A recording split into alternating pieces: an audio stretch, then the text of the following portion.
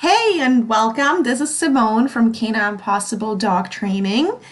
This video I'm going to present to you today is all about transitioning dogs into a new home situation. So whether you are providing a foster home or you are adopting a new dog, really it's important to understand how to best transition the dogs so it's the least stressful as possible for them, and it's really setting up them and you up for success in the long run. If you are a foster and can set up the dog for success from the beginning, that obviously will really help them to be adopted quicker and also help them to hopefully stay in the new home. And if you just adopted a new dog, this is some really important information for you to understand to prevent issues down the road. So we're just going to talk in this video about decompression time and the honeymoon phase. Both of these things are super important to understand, and we're going to start with the honeymoon phase just that you get an idea of what that is, and then we're going to go into the decompression time for when you get your dog. So the honeymoon phase, really, we all always like to make a good first impression when we meet somebody new or somebody we may like. And when it comes to dogs, oftentimes they don't actually show us who they really are until they have been with us for a while and feel safe. This is totally natural. It's really a survival instinct for people and dogs. If you are just meeting a new group of people, usually you're not just going to shout out all your opinions that you have about the world. You're probably going to feel them out, see who would be agreeable with you, or how they would accept certain things or your opinions, or just how they would deal with it. So it's the same for dogs. When they first come into their new home, they're going to feel things out. And that means that we might only see one side of the dog. So let's just quickly look into this topic. Really, the honeymoon phase is a time where your new dog or your foster dog is trying to figure out who and what is this all about? Who are you? What is this new home all about? What is okay to do? What is not okay to do? And how is he going to best live in that situation? The problem is that oftentimes this is something that is overlooked because we as humans, as emotional beings, we just like to overshower the dog with love and treats and their new home from the very beginning. But in reality, we really have to be careful. We do not know this dog yet. Even if you have a history, if your dog just comes in, you don't actually know that dog. And I can share a story with you when I adopted my dog Taz. He's a pit bull. I got him from a shelter when he was about a year old. And honestly, while at the shelter, he never showed any behavior issues. He was a very happy-go-lucky dog. He did have some OCD behaviors where he would jump the walls because he just needed action and activity. But other than that, he didn't show any issues. And once I adopted him, even though for me as a dog trainer, and I did implement all the things I'm teaching you today, he didn't show me his true behavior from the very beginning. So after I had him about 2 weeks, he started showing separation anxiety. He started showing signs of resource guarding, and just some other things that weren't really that apparent. He also started showing dog reactivity, which before really was not an issue at all. Like, I did not expect that this was the dog I was getting. So sometimes we just don't exactly know who dogs are unless they have been with us for a certain amount of time. So again, it's really important to understand that the honeymoon phase is the time where your dog is feeling you and his new home out.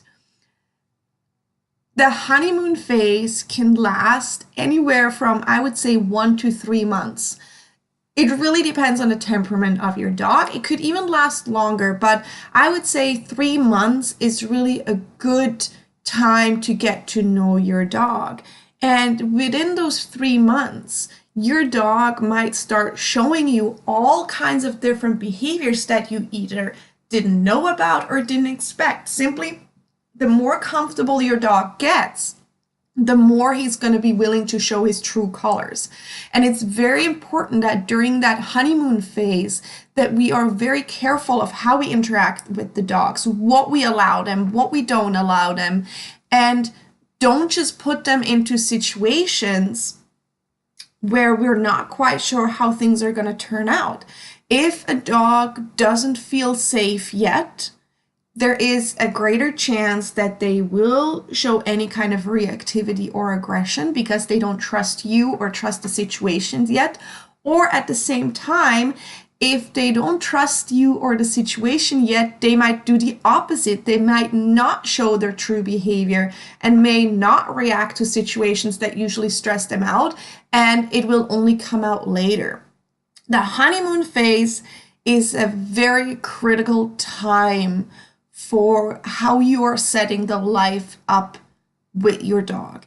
It is a great time to start training with your dog, to actually do active training with a professional trainer or by yourself. But it is super, super important that this is the time that basically the day the dog steps his first paw into your house, that you are starting to train them of what you expect for them and what you don't allow. It is super important that we start establishing boundaries and structure from day one. You should be having house rules that your dog is following you, has to follow from day one. There should be things that you allow and don't allow, and that you're very clear with your dog from the very beginning. Don't feel bad because the dog comes from an adoptive situation, a rescue situation, or anything like that. Don't feel because of that you should give him all the freedom he wants when he initially comes to you. It's very important that we establish the relationship with the dog that we would like to have from the get-go, and are very careful throughout those initial couple 2 to 3 months, and are very observant of how our dog is reacting to certain situations so that we can address it.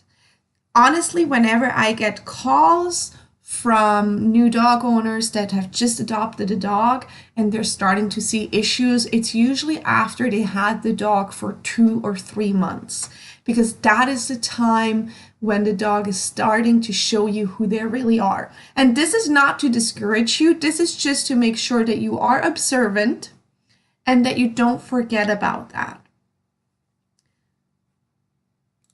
So this is really all about the honeymoon phase that I can tell you. It's just important to be aware that the honeymoon phase exists. But what I really would like to talk about is decompression times.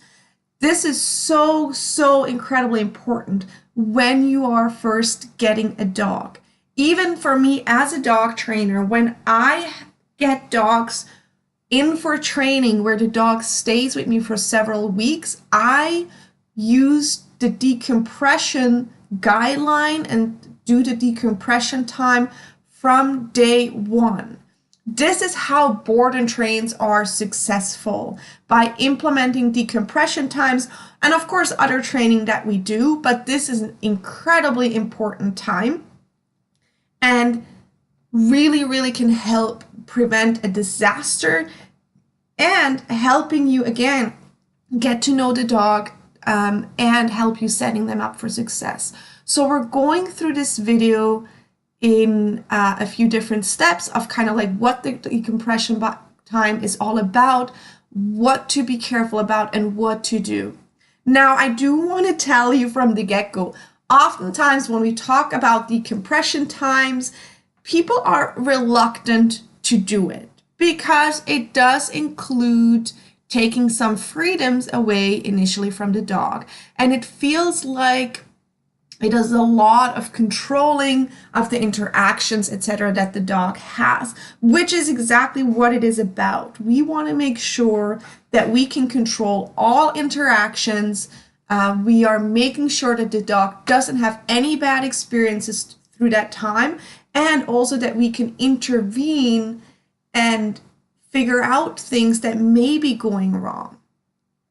So when you're watching this video, I would like you to stay open-minded and really try to follow the things that I am explaining in this video. The reason for decompression time is really because when we first get the dog into the new home, whether it's a foster home or adoptive home, this can be very stressful. Dogs don't speak our language. They don't understand why we're taking them out of a situation that at that point is familiar to them. Even if it's not a pleasant situation, it's familiar to them and predictable, and we're taking them into a new situation. This can be very stressful for dogs. It can be very confusing for dogs. And decompression time will help them simply adjust better and prevent overstimulation. It will also help reduce stress and anxiety about the change that is going on. It will also help you get to know each other and bond with your dog. And in the long run, this will prevent behavior issues. So the decompression time is incredibly important. Decompression time lasts for about 2 weeks, but it really starts with a 3-day initial phase that I'm going to explain to you how to do, and then how to proceed over the initial 2 weeks. The point of the decompression time is, again, making sure that we can control all the experiences, interactions that the dog has, and keeping the stress level as low as possible. It also means keeping the world for the dog very small. We want to make sure that the dogs bond with us first, that they learn to trust us, that they build a relationship with us, and that they understand that we are their new home and we are here to protect them and make sure that their life is stress-free. And keeping the world small means not just taking them everywhere from the get-go, and we'll talk about that in just a little bit. It also means that there will be 100% supervision of the dog at all the time, and we'll talk about that, how to do that. Will be absolutely no free roaming in the house through the initial 2 weeks, regardless if you have other animals in the house or not. There should be absolutely no free roaming, and we're talking about that. There should be structured crate time where your dog is crated. The dog should always be leashed, whether that is dragging a leash inside the house, whether you are tying the dog to you, or whether there is a long line attached if you're taking him outside. This is also an ideal time to start training. Going back, to the honeymoon phase. The honeymoon phase is the time you want to start training the dog, but really the decompression time of the initial 2 weeks, that's the best time to, again, start setting the boundaries and rules for your dog. That doesn't mean you have to focus on obedience training. Decompression time is about teaching the dog, again, similar to the honeymoon phase, what his new life is all about. So it's a great time to start incorporating structure and rules and what you expect from your dog. So let's talk about the first 3 days. And the first 3 days is what makes people uncomfortable, because in the first 3 days, your dog isn't going to do anything and you are not going to do much with the dog. What we're trying to do is reset their emotional state and mind. It takes 72 hours for dogs to get to a neutral state of mind, as long as there is no interruption in the sense of creating stress or anything or like that. So The first 3 days are going to be incredibly boring for your dog and for you, even though I understand you would like to cuddle him and love him because you're so excited to have this new dog in the home. But really, this is so, so incredibly important. Whenever I have board and trained dogs that stay with me for training and they have never been with me before, obviously, I do that over the first 3 days. Actually, it's great if you can do that just prior to a weekend, like make sure that you can be home for that time. Ideally, maybe if you even get a new dog, you have a few days off of work so you can incorporate that. But literally the first 3 days, the dog is just going to be in the crate and rotated with potty breaks. So that means your dog is going to be in the crate, and of course you can let him outside. He needs to go potty, he needs to stretch his legs, and you can do that several times a day. You can also do that, for 30 minutes or an hour. Most important is make sure that you always, if you take the dog out, ideally always put a leash on the dog to get him outside so he's not just gonna run around like crazy in the house. And then when you're outside, attach a long line to the dog that you can hold on to or even just grab if you need to. Outside, just let the dog explore, just let him observe. You can play a little bit with the dog if you would like, but really just let him do his thing. Try not to interrupt him too much, but just observe your dog and let him get accustomed. The time in the crate is also so important because it allows your dog to take the new environment in a safe spot. If the dog is in the crate, they can safely sleep without being worried about being interrupted. They can take in new smells from all the household members, whether those are humans or other animals, and they can also just hear things. It's their way of being able to observe in a safe way. But that also means that while the dog is in the crate, we want to make sure that they are as stress-free as possible, so they should not be interrupted by other pets. No other animals should go up to that dog's crate because they can't escape, they can't go anywhere. So that is extremely important. As well, for humans, if you have children in the household, the children should not go up to that dog's crate. This is a place where the dog is simply left alone. You can place the crate in the same room that you sleep or with other pets, that's no problem, but it's important that you are making sure that no other animal is disrupting the dog. There should also be during the first 3 days, there should be no introduction of other pets.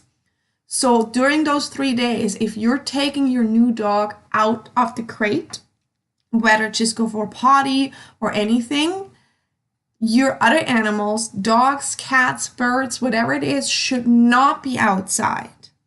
If you have small children, I would even recommend that you're keeping them with you, that they don't run after the dog or anything. It's really, really important that we just let the dog reset and just give them a time to relax. Again, always have a long line attached.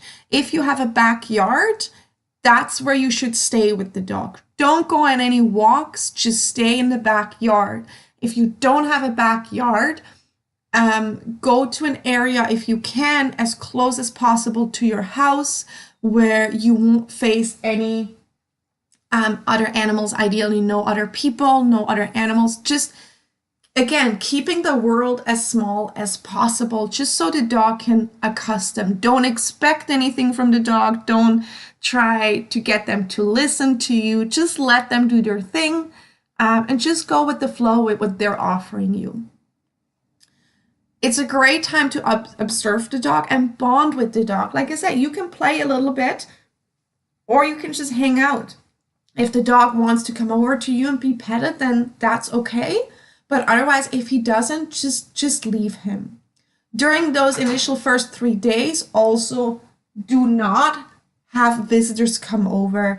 Don't go off any field trips to just a pet store or visit friends or anything. These 3 days should be just you and the dog and nothing else if possible. No training, just nothing. That is the first 3 days. Now again, don't feel bad about the dog being in the crate for longer periods of times during these 3 days. It's totally okay. It's only 3 days and it will be totally fine. And again, you can give him as many breaks as you would like to. I would, however, recommend leave the dog in the crate for 2 hours at a time before you take him out again. And you can also have breaks that are a good hour long and then put him back. You can give him something to chew if you'd like. That's totally fine too.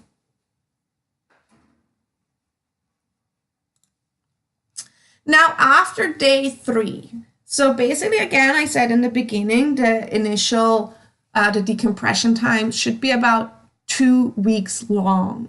That doesn't mean the dog just sits in a crate for 2 weeks, though, like we do in the first 3 days. But it's still important that we understand we do not know this dog yet. And the dog doesn't know us. So the way he's reacting to us and the world can be very unpredictable depending of how we bond with them. So after day 3 to day 14, these are the things I would like to recommend to you. For the first week, I recommend that you're not taking him on any walks. And you might be thinking, how the hell am I going to exercise this dog then? Instead of taking the dog on walks, I would recommend take him in your backyard if you have a backyard and play with the dog and start some training, right? Start training basic commands, leash walking, whatever you would like, but just start interacting with the dog in a way where you can provide mental stimulation and some physical stimulation just through play.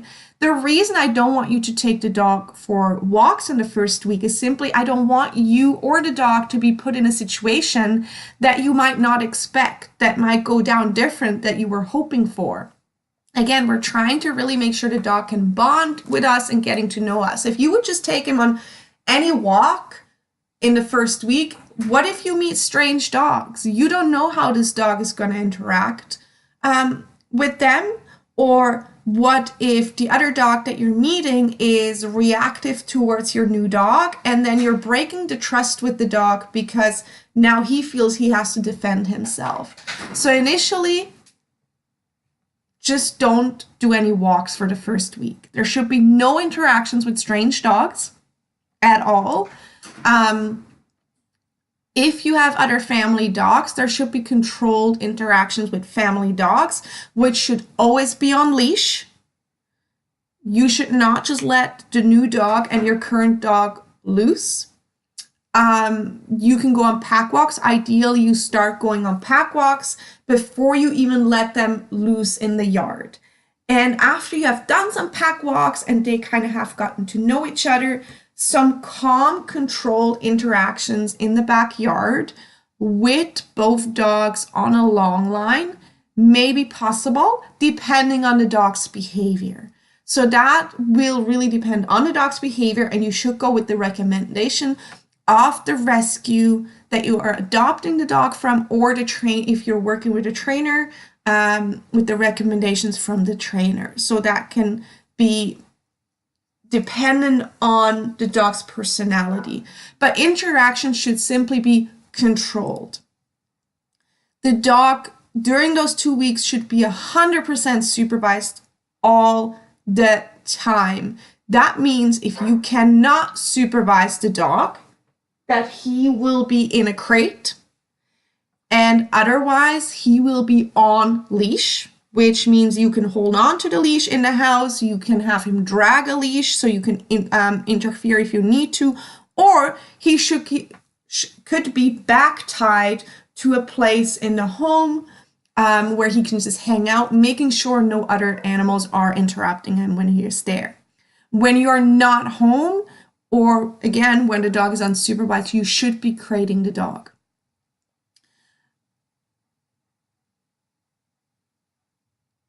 Starting in the second week, I would recommend you can start doing some walks, on-leash walks. Of course, there should be absolutely no off-leash time within the first 2 weeks, or until the dog ideally is trained to be off-leash outside of a fenced area. Again, within the first 2 weeks, there should absolutely always be a long line attached.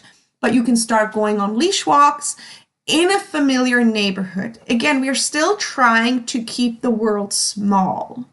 We don't want to just go and visit the next city that we have never been to with the dog and just let him meet all the random dogs. Go on walks in the neighborhood that you're familiar with, where you know what dog is going to be behind what fence, where you can make the space you need to if you see another dog on a walk, or if there's a vicious dog behind the fence, where you move over a little bit. Go to places that you are familiar with, that you know the environment and likely know what you can expect. Again, the second week is also a really good time to start pack walks with your other family dog. I don't necessarily think there should be any other interactions with the family dog until about the end of the first week. Now, of course, sometimes this may not be possible depending on your setup of your home. You can always talk to me about this, to the rescue or another trainer, of how exactly to do that. But again, it's just we want to make sure this is very controlled and you're not getting yourself in any troubles and the dog is not put in any troubles, because really when it comes to interacting with other animals in the home, if you have an issue within the first 2 weeks where dogs get into scuffles, it's just such a bad start that sometimes can make it really hard to move forward from. And that can be very devastating because it simply means that the dog may not be able to stay with you because it's that first impression, and it's also for the benefit of your other dog in the household. Also, during the first 2 weeks, absolutely no dog parks or off-leash time with any strange dogs, not even dogs that belong to your friends that you know well, because you might know your friends' dogs well, but again, you don't know your new dog, well enough. So these are all kinds of rules we want to consider within the first 2 weeks. Remember, the first 3 days are super crucial to just giving the dog some time to adjust. And then all the things that I have listed here is for the first 2 weeks to follow. If you do that and if you start training during that time too, you can be at a really good level after 2 to 3 weeks with your dogs. But this is really a great way to set you up for success and give yourself time to get to know the dog and for the dog to get to know you. So here's just a quick summary to help you kind of like, okay, how are we going to do this? How do we set our dog up for success?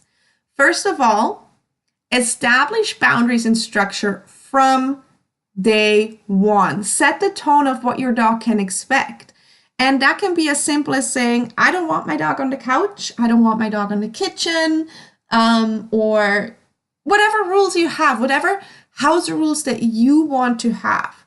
Start setting up those rules and boundaries from day one and make sure you're enforcing them from day one, and don't give the dog slack just because it's new.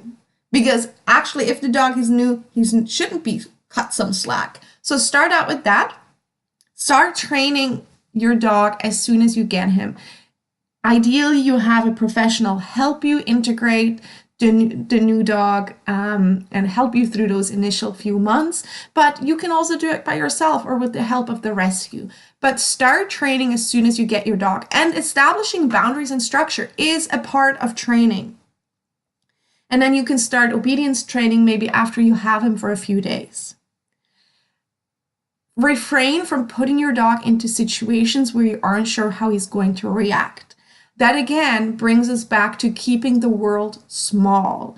Make sure you bond with your dog first. Make sure you get to know your dog first before you start meeting up with all your friends, meeting up with strange dogs, or going to the dog park.